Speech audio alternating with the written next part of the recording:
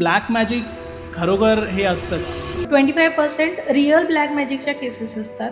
बाकीच्या सगळ्या एक तर स्वतःच्या कर्माने आलेल्या असतात ओके. किंवा इतर गोष्टी असतात. पूर्ण पिढ्यांचा समूळ नाश अच्छा. करणं म्हणजे उच्चाटन क्रिया आहे. आता सायन्सला दाखवण्यासाठी अचानक कॅन्सर होईल, अचानक हार्ट अटॅक येईल ओके. किंवा अचानक काही नाही, नॉर्मल माणूस आहे, खाताना काहीतरी हां. घशात अडकलं आणि तो तिथेच गेला. तिथेच वारला. हां. हे बऱ्याचदा अशा घटना होतात, त्या मारण क्रिया असतात.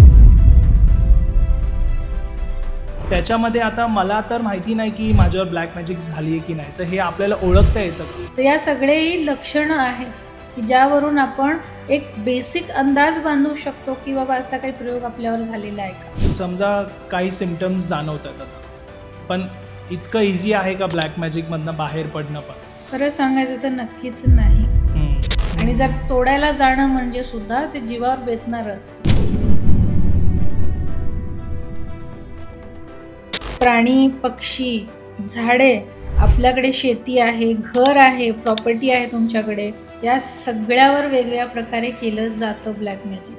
आता डेथ नंतर त्यांचं काही गोष्टी त्यांच्या म्हणजे राहिल्या असतील इच्छा अपुऱ्या, तर त्या माहिती करू शकतो का आपण? तर हे क्लिअर करण्यासाठी किंवा जाणून घेण्यासाठीचं माध्यम आहे, त्याला सोल चॅनलिंग असं म्हटलं जातं. म्हणजे ज्याचा मृत्यू झालेला आहे त्याला बोलावलं जातं आणि त्याच्याशी मी बोलते, त्याचे कुटुंबीय बघू शकत नाहीत किंवा ते बोलू शकत नाहीत की काहीतरी डॉक्युमेंट्स त्यांचे आहेत आणि ते फक्त त्यांनाच माहीत आहेत.